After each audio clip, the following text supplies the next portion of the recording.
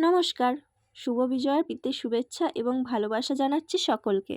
বড়দের আমার প্রণাম এবং ছোটদের অনেক অনেক ভালোবাসা।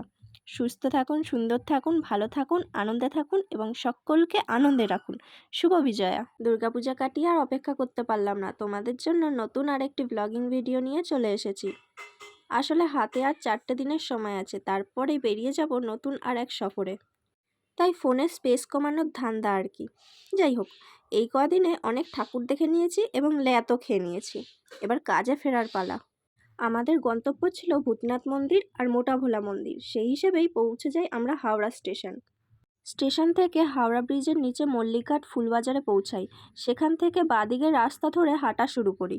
হেঁটে কিছুটা পথ পেরোতেই আমরা পৌঁছে যাই নিমতলা মহাশ্মশানে। তার পাশেই আছে ভূতনাথ মন্দির।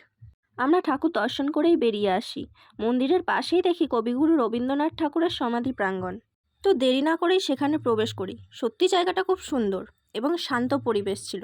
যেহেতু আমরা দুপুরে গেছিলাম তাই অনেকটাই রোদ ছিল, তবে বিকেলের দিকে গেলে সত্যি খুব শান্তির জায়গা। তো সেখানে আমরা বেশিক্ষণ থাকি না, কারণ সেখান থেকে আমাদের যেতে হবে আরও কিছুটা সামনেই, বাট হেঁটে রাস্তা 15 থেকে 20 মিনিট লেগেছিল, কারণ আমরা রাস্তা চিনতাম না।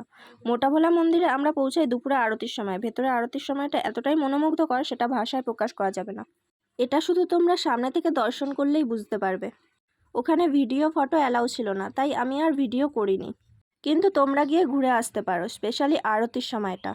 যাই হোক, সেখান থেকেও আমরা আরতি দেখে প্রসাদ খেয়ে বেরিয়ে আসি। সেখান থেকে হেঁটে আমরা পৌঁছাই আহিরতলা ঘাট। সেখান থেকে লঞ্চে চেপে ঘাট পার হয়ে পৌঁছে যাই বাদাঘাট লঞ্চ ঘাটে। লঞ্চে উঠে একজনকে দেখি ঘটি গরম বিক্রি করতে। ওনার কাছ থেকে একটা ঘটি গরম কিনে খেয়েছিলাম, বেশ টেস্টি ছিল। তার আগে ধোকলা খেয়েছিলাম, সেটাও খুব টেস্টি ছিল। তারপর সেখান থেকে কিছুটা হেঁটে পৌঁছাই নতুন মন্দিরে, যেখানে 12টা জ্যোতির্লিঙ্গের মিনি স্ট্যাচু করা হয়েছে। কিন্তু দুর্ভাগ্যবশত আমরা ভেতরে ঢুকতে পারিনি। আমরা যখন পৌঁছাই ততক্ষণে মন্দির বন্ধ হয়ে গিয়েছিল। আবার খোলার সময় ছিল বিকেল 4টে। ততক্ষণ আমরা ওয়েট করতে পারবো না। তাই ফেরার ইচ্ছে না থাকতেও সেখান থেকে টোটো ধরে আমাদের হাওড়া স্টেশন পৌঁছাতে হয়। সেখান থেকে ট্রেন ধরে আমরা রওনা হই বাড়ির উদ্দেশ্যে।